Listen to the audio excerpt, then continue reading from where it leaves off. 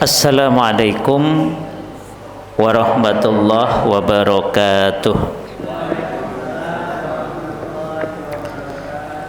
Innal hamdalillah nahmaduhu wa nasta'inuhu wa nastaghfiruh wa na'udzu billahi min syururi anfusina wa min sayyiati a'malina. May yahdihillahu fala mudilla lahu wa may yudlil fala hadiyalah. Asyhadu an la ilaha illallah wahdahu la syarikalah wa asyhadu anna Muhammadan abduhu wa rasuluh la nabiyya wa la rasula ba'dah. Qala Allah ta'ala fil Qur'anil Karim, laqad kana lakum fi rasulillahi uswatun hasanah liman kana yarjullaha wal yawmal akhir wa dzakarallaha katsira. Shadaqallahul azim. Pripun kabaripun ibu-ibu, bapak-bapak, sehat nggih? Alhamdulillah. Nggih, remen sanget ing dalu punika saged pepanggihan melih kalih jenengan sedanten tawajuh nggih, berhadapan wajah, bertatap muka langsung, yang offline teng masjid kita ini maupun yang online, dalam rangka belajar bersama tentang bagaimana Rasulullah Sallallahu Alaihi Wasallam mendidik anak-anak dan generasi. Tentu kita berharap nggih Bapak Ibu, putra putri kita ini bisa meniru, meneladani, dan insya Allah nantinya kualitasnya mendekati kualitas para sahabat radhiyallahu anhum ajma'in.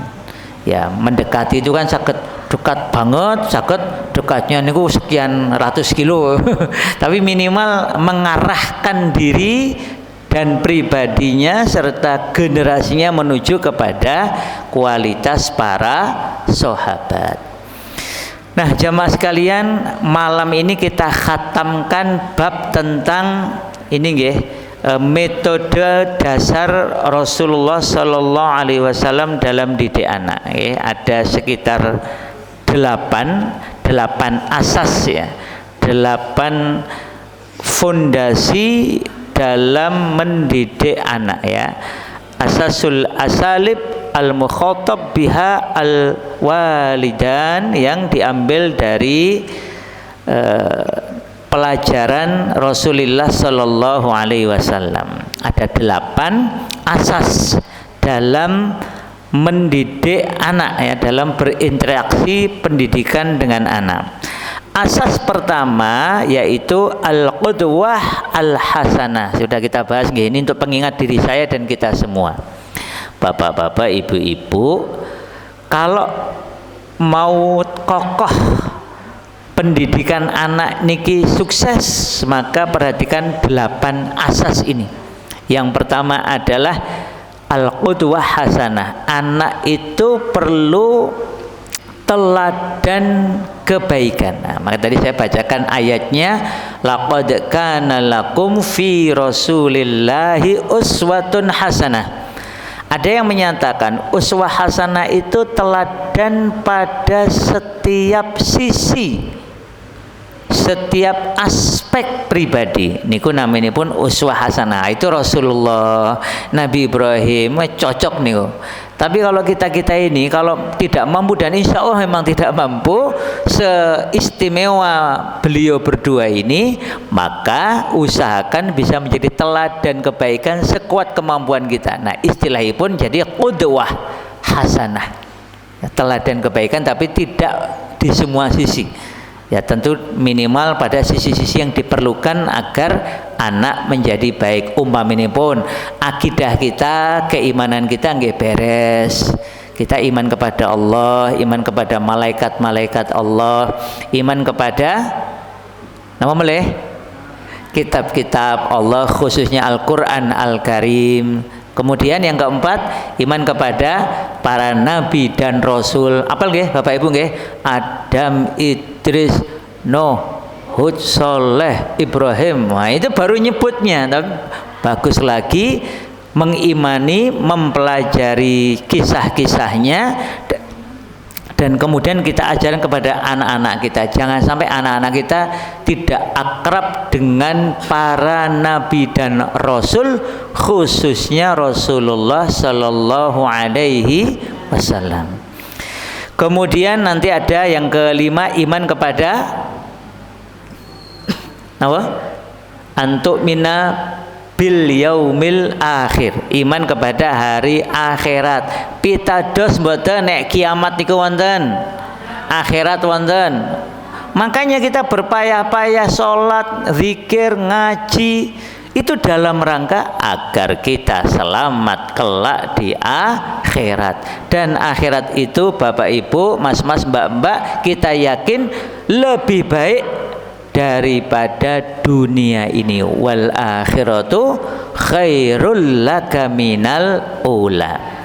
Kemudian iman yang juga penting dan tidak boleh dilupakan adalah yang keenam, yaitu antuk minabil qadari khairihi wa syarrihi, beriman kepada takdir Allah, baik yang kita anggap baik maupun yang kita anggap jelek. Kan kadang enten nggih, takdirnya dianggap jelek, umpamanya pun ada anggota keluarga meninggal, dianggapnya jelek, makanya dia nangis, sedih. Padahal menurut Allah niku sae napa mboten? Sae. Karena kalau orangnya itu iman, keluarga kita iman, alhamdulillah sedonya dalam kondisi iman, kondisi Islam. Makanya istilah sedo sengsorone wis bakdo, pun rampung sengsorone. Teng kubur nek tiang iman niku mendapatkan nikmat kubur napa siksa kubur? Nikmat nggih, alhamdulillah. Teng donya ajeng dahar ndadak golek sego, golek lawo, kedah kerja. Nek teng akhirat, teng bariyah riyen nggih, teng kubur, kalau orang beriman dapat napa? Dapat nikmat, semua disediakan. Besok di akhirat dapat yang terbaik. Makanya Bapak Ibu, selama ada nyawa di kandung badan, ini saatnya berbekal. Nggih, besok jenengan enggak ditanya berapa jumlah kendaraannya, berapa jumlah mobil motornya, tidak ditanya omahe gedene sepiro, mboten. Ditanya dari mana kamu dapat harta itu, kan ngoten. Setelah itu ditanya lagi, kamu untuk apa itu hartamu itu? Apa mboten dredeg itu. Makanya yang hartanya banyak itu besok hisapnya lama. Makanya sebagian ulama itu enggak suka punya harta banyak. Pun kalau dipaksa oleh Allah, ditakdirkan kaya raya, mereka itu sukanya memanfaatkan hartanya untuk amal-amal soleh. Karena bagi mereka dunia ini hanya sementara, hanya mazra'ah, sawah ladang untuk akhirat. Jadi kalau kita berpikirnya benar, insya Allah yang sekolah ya sekolahnya tenanan, golek ridhone Gusti Allah, bukan nyari gelar, bukan nyari ijazah. Wong besok nggak ditanya, Mas Thoyib tunjukkan ijazah, mana ijazah, nggak ditanya. Sing ditanya itu Thoyib sekolahnya untuk apa? Ini Mas Anis ini mohon doanya nih. Ini sudah diterima dapat beasiswa di UII. Ya, alhamdulillah. Ini Mas Anis nih yang ini nih. Insya Allah besok awal September pamit ya, karena kuliahnya di UII kan kasihan kalau dari UII ke sini kan tiap pekan kasihan nggih. Nanti mungkin nggak tahu mau ngelaju kamu dari sini. Nek kangelan kadoan nggih, nanti kita doakan biar amal soleh di UII, biar jadi takmir Masjid Ulil Albab UII ya. Bukan musola Ulil Albab loh nggih. Masjid Ulil Albab UII, insyaallah kita doakan. Jadi Jamaah sekalian, mau sekolah, mau kuliah, mau kerja, mau bisnis, mau ngurusi rumah tangga, amal apapun niatkan karena Allah. Caranya pakai cara yang ditetapkan sesuai aturan Allah. Kenapa kita mau seperti itu? Karena yakin iman kepada Allah. Kalau sudah kejadian, ya sudah. Berarti yang terbaik menurut Allah adalah itu. Oleh karena itu kita berbekal. Makanya jenengan tuh harus tenanan sungguh-sungguh kalau urusannya itu akhirat. Kalau orang sekolah, kuliah, kerja itu kan ibadahnya ibadah yang tidak ditetapkan nggih. Maksudipun mau sekolah di mana, kuliah di mana, kerja apa itu kan pilihan. Bahwa itu semua bisa jadi amal soleh, iya. Tapi kalau sholat wajib napa sunah? Salat maghrib ngisak ngeten iki wajib. Kalau thalabul ilmi ngaji babakan agami niku wajib napa sunah? Wajib. Ada yang wajib main, ada yang wajib kifayah. Jenengan ini sudah jadi bapak, jadi ibu, jadi simbah, hukumnya wajib sinau tentang ini. Makanya kita tenani, kita sungguh-sungguhi. Kalau perlu jenengan boleh ngajak-ngajak yang lain. Pokoknya tiap pekan ngajak, nggak ikut datang mboten napa-napa, yang penting ngajak. Tiap hari ngajak, mboten purun nggih mboten napa-napa, yang penting itu ganjaran ngajak. Jadi kalau ketemu bapak ibu pada nggak ngaji, diajak ngaji. Paling suwe-suwe nggih kesel loh. Sing kesel jenengan apa kok mriko? Yo jenengan entuk ganjaran ngajak kok mboten purun ngajak niku pripun? Ngajak mawon. Targetnya mboten gelem, targetnya gen itu ganjaran ngajak. Nah, pripun? Cocok mboten? Targetnya mboten sah purun, rugi jenengan. Targetipun niku gen itu ganjaran ngajak kasainan pahala amar ma'ruf. Kan ngajak ngaji niki saya mboten sae, ngajak salat teng masjid saya mboten sae, ngajak dahar-dahar sesarengan enak mboten enak.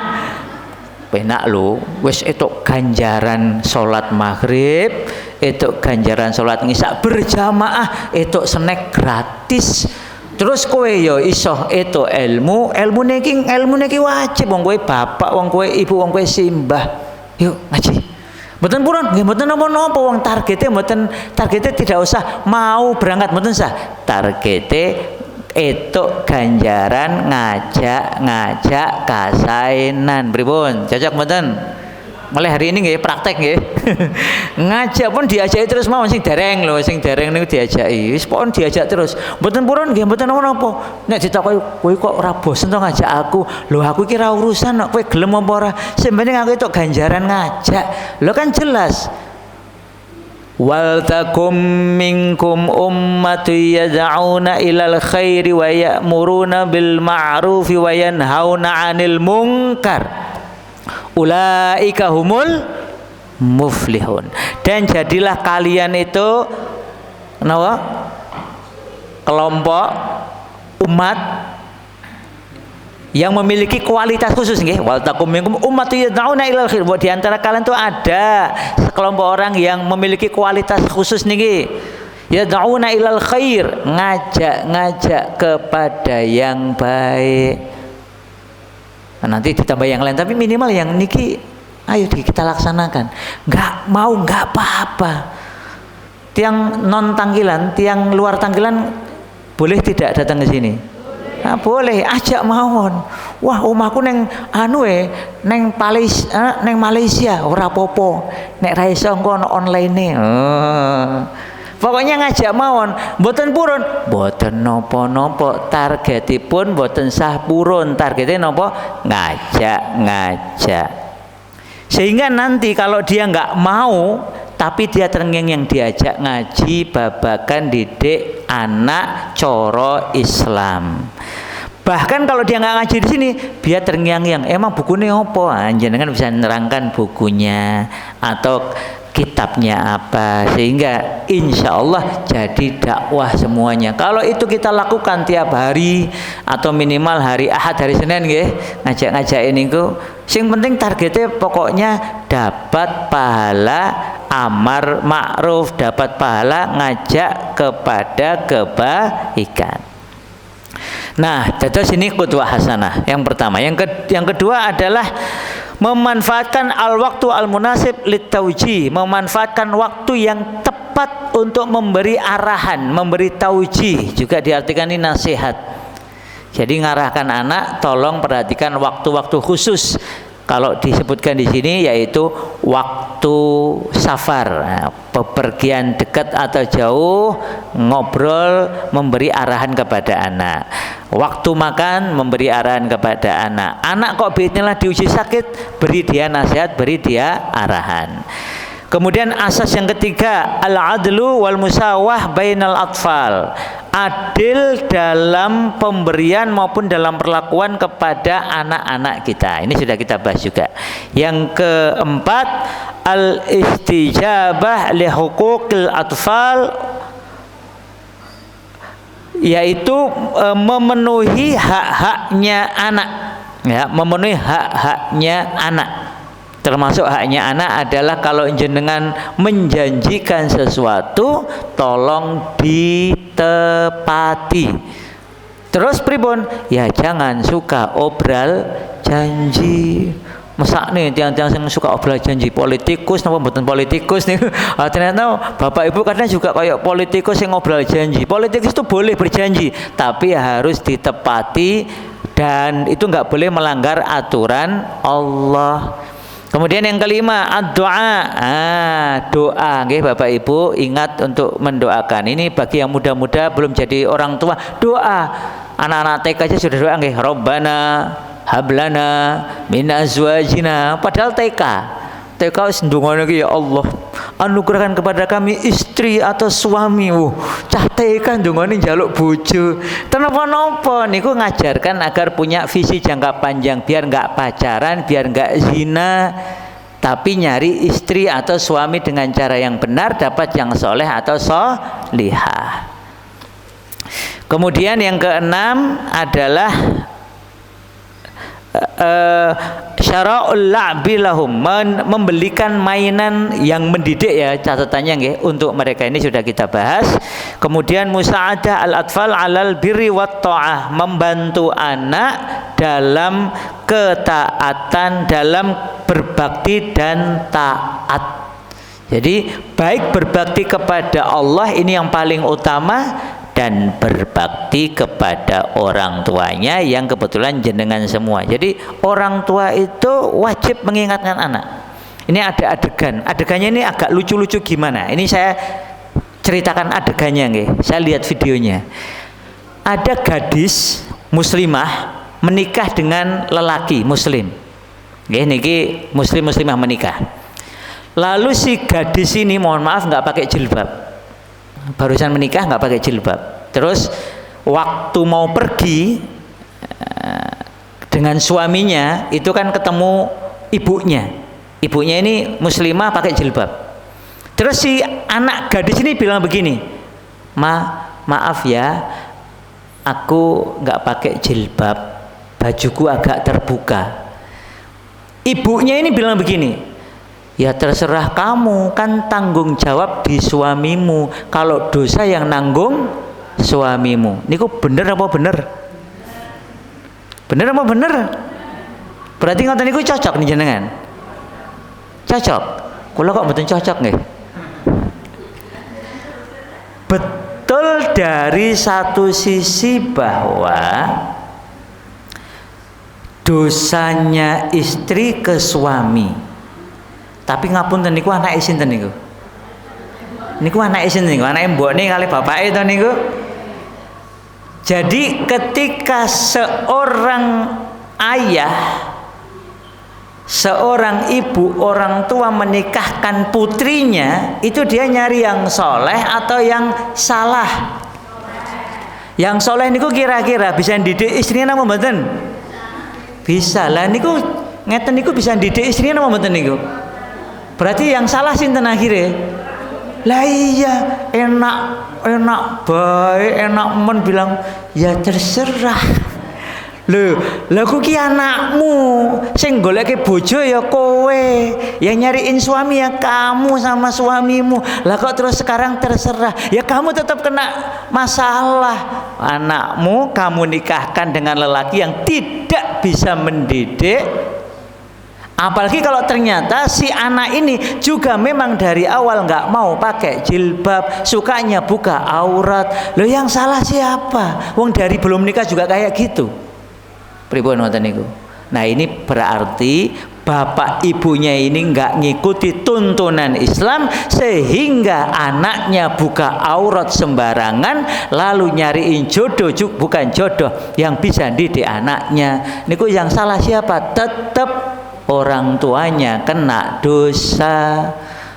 Piye to niku? Enak men nyalah-nyalahke. Lah wong kowe sing goleke naudzubillahi min dzalik. Ngoten nggih Bapak Ibu nggih. Ya ini penting. Jadi kita sudah pernah bahas nggih, Rasulullah mawon, Rasulullah saja ketika putrinya sudah menikah dengan Ali bin Abi Thalib, putrinya solihah, satu di antara wanita pemimpin para wanita surga. Nggak main-main. Kemudian suaminya dijamin masuk surga. Pripun niku? Top to niku. Lalu anak yang lahir dari mereka Hasan dan Husain oleh Rasul dikabarkan menjadi dua pemuda, pemimpin para pemuda di surga. Itu saja Rasul masih memberi nasihat ke Fatimah putrinya ini, ke Ali bin Abi Thalib mantunya ini. Itu sudah dijamin masuk surga. Masih diberi nasihat, masih diingatkan. Bisa-bisanya ini ada orang tidak jaminan, belum jaminan kayak kita kan juga belum jaminan. Kok terus ya terserah? Tidak bisa. Oh tidak bisa saudara. Jenengan kedah tanggung jawab. Ngoten nggih Bapak Ibu nggih. Ini simbah-simbah niki kedah tanggung jawab, Mbah. Nek gadah anak, gadah mantu, gadah putu ini nggih tetep kedah tanggung jawab. Jangan ya terserah. Jangan nggih. Itu kelihatannya keren tapi salah. Karena tetap punya tanggung jawab. Nah, oleh karena itu jamaah sekalian, membelikan mainan pun harus mendidik, menjadikan anak ini mencintai Islam, melaksanakan Islam. Ada orang mau kuliah setinggi langit sampai sundul langit, umpamanya sampai gelarnya berderet-deret, dia tetap harus paham ilmu agama dasar. Mau gelarnya berderet-deret, kekayaannya luar biasa, wuduhe mboten saged niku enggak keren ya. Wis langsung mak plekuti ngoten niku. Mobilnya 10, gajinya miliar, salat lho mboten saged. Maca Al-Fatihah niku lho mboten lolos niku lho. Ya Allah, itu tetap keburukan di mata Allah. Terus jangan sampai yang wajib-wajib atas kita ini kita lalaikan. Karena yang benar itu wajib Bapak Ibu. Sholat yang benar itu wajib Bapak Ibu. Yang wajib ini jangan sampai kita sepelekan, jangan sampai dilalaikan. Mesakne nanti. Ketoke yang dunyong gaya omahe magrong-magrong, mobile gedeng, mobile wah rong, duitnya kayak akeh. Mak plekuti begitu mati langsung ditekoni malaikat dredeg. Terus baru kuwi digebuki malaikat teng kubur. Mesakne banget niku. Di dunia kokean gaya, dikon salat ra mangkat, dikon ngaji malah napa? Dikon ngaji malah namanya apa Mas Iwan, dikon ngaji malah ngerusuhi mamane. Oh titenono somben. Nek kita ini nyantai-nyantai aja nggih Bapak Ibu nggih. Dijak gelem ya alhamdulillah, dijak ra gelem ya terserah. Sing penting wis itu ganjaran ngajak, sing penting ngajake dengan cara yang baik. Wis enak. Pon targete ngajak ngoten nggih Bu nggih. Nggih Pak nggih. Dados ngajak mau alhamdulillah, enggak mau ya terserah. Wong tugas kita cuma ngajak, bukan mekso. Nah, oleh karena itu sekali lagi didik anak pun ada caranya biar anak itu insya Allah jadi baik. Nah, yang yang ketujuh kemarin kan membantu anak untuk taat tadi nggih. Nah, ini penting. Jadi kita terus begitu. Makanya tadi saya ngelihat adik-adik pada sudah jelas mau iqomat masih nongkrong di situ ya, kita ajak baik-baik. Kita ingatkan sholat maghrib ngisa wajib apa sunnah? Wajib. Nek wajib, nek ngelakoni itu apa? Nek ditinggalke itu apa? Perlu anak-anak itu diingatkan. Sholat sing bener ki rame apa tenang? Nek rame ngobrol tengok-tengok itu sah apa batal? Batal. Nek batal ki apa? Ora itu ganjaran kudu baleni sholat. Nah, hal-hal kecil kayak gini kalau kita lakukan bareng-bareng dengan cara yang baik, nggak usah pakai merengut nggih. Ya pakai senyum. Anak mau alhamdulillah, nggak mau ya kita sudah ngajak yang baik. Apalagi bukan anak kita. Alhamdulillah. Pokoknya itu kita berusaha melakukan semua dengan cara sebaik mungkin. Hasilnya terserah Allah. Kita ini tidak perlu sibuk dengan hasil. Ibu nggih, Pak nggih. Makanya kalau jenengan ngajak orang itu nggak usah marah kalau orangnya nggak mau. Oh, nggak ada hubungannya kok. Kan jenengan urusannya kan itu ganjaran. Pun enggak. Yang penting itu ganjaran. Alhamdulillah. Mboten purun nggih, mboten napa-napa. Jenengan tetap itu ganjaran ngajak. Kan pahalanya pahala ngajak kasainan pun termasuk anak-anak. Anak jenengan, putu jenengan, mboten anak jenengan, mboten putu jenengan, yang penting ngajaknya dengan cara yang baik, kata-katanya baik, nadanya juga baik. Alhamdulillah. Nah, oleh karena itu di yang ke-8 ini berkaitan dengan itu, Bapak Ibu. Al-ibti'ad an kasratil laum wal 'atab. Yaitu menjauhkan diri dari memperbanyak mencela dan marah.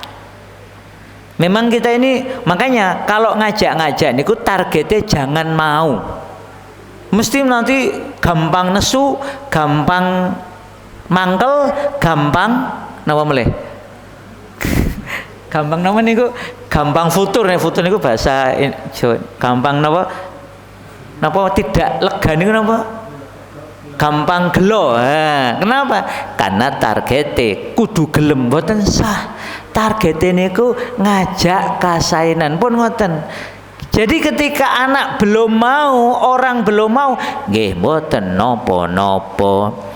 Ini cerita dari Anas bin Malik radhiyallahu anhu. Anas bin Malik niki Bapak Ibu cah cilik tumut Kanjeng Nabi, anak kecil ikut Rasulullah, ada riwayat tis'ah aw asyarah hingga 9 sampai 10 tahun. Oh, jadi ikutnya Rasul itu enggak setahun 2 tahun, 9 tahun sampai 10 tahun. Anak kecil nggih. Lalu bercerita Rasul itu famakana yaqulu li syai'in fa'altuhu lam fa'altuhu wala li syai'in lam af'alhu lima lam taf'alhu. Jadi Anas cerita Rasul itu kalau memerintahkan kepadaku pada sesuatu dan aku tidak melakukannya, aku tidak ditanya ngapain kamu nggak melakukan. Kalau ada sesuatu aku melakukannya, aku tidak melakukannya, maka Rasul tidak komentar kenapa kamu tidak lakukan. Jadi kalau melakukannya nggak tepat, katanya kenapa kamu nggak melakukannya begini.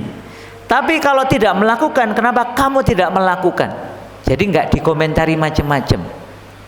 Tapi ini memang nanti ulama memberi catatan kenapa kok Anas diperlakukan seperti itu. Karena Anas ini punya sifat dasar satset nih, gek gage. Kan ada anak nggih Bapak Ibu nggih, kalau diminta kebaikan ada yang satset, ada yang muter-muter. Nah, Anas ini termasuk yang satset. Nek bahasa Jawa apa sembodo ngoten nggih. Karena itu maka tidak banyak dikomentari oleh Rasul. Kalau dia belum mau ya dibiarkan. Tapi kalau ada anak yang kurang saset ya tentu itu perlu dibimbing, dibina, diarahkan dengan sungguh-sungguh. Tapi prinsipnya tidak banyak mencela anak. Kemudian ada riwayat bahwa Rasulullah atau Abu Bakar atau Umar itu juga menyampaikan bahwa memperbanyak mencela anak itu bisa merusak anak. Oleh karena itu sekali lagi jangan memperbanyak mencela anak. Karena kalau orang tua mencela anaknya sendiri itu sama saja seperti mencela dirinya sendiri. Oh, anaknya sopo to iki kok wangel men dikandani, lupa dia itu anaknya dhewe. Kan kadang gitu ya orang tua itu. Oh, dasar cah, sampai lupa. Oh iya ya anaknya dhewe sendiri kan. Oh, terus dia dibuca, oh dasar anak, mamanya anak setan. Oh berarti deh. Jadi mohon maaf ya, saya juga kadang itu lagi gitu, oh iya astagfirullah, lah anak ini nakal bermasalah kan gara-gara bapak ibunya, lupa kalau bapaknya itu saya. Jadi hati-hati bapak ibu sekalian, ngoten nggih. Sehingga innama ibnak sahmun min kinanatik, sesungguhnya anakmu itu anak panah dari ya anak panahmu. Jadi kamu sendiri yang meluncurkannya.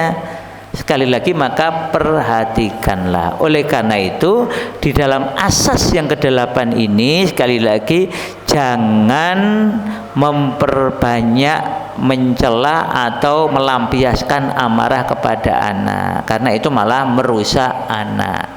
Demikian nggih, alhamdulillah khatam 8 asas pendidikan Rasulullah SAW menurut risetnya Dr. Suwaid. Semoga ini mau nambah kokoh dan kesungguhan kita untuk meneladani praktek pendidikan Rasulullah Sallallahu Alaihi Wasallam. Monggo kita tutup dengan doa penutup majelis. Subhanakallahumma wa bihamdika asyhadu an la ilaha illa anta astaghfiruka wa atubu ilaik. Wabillahi taufiq wal hidayah. Wassalamualaikum warahmatullahi wabarakatuh.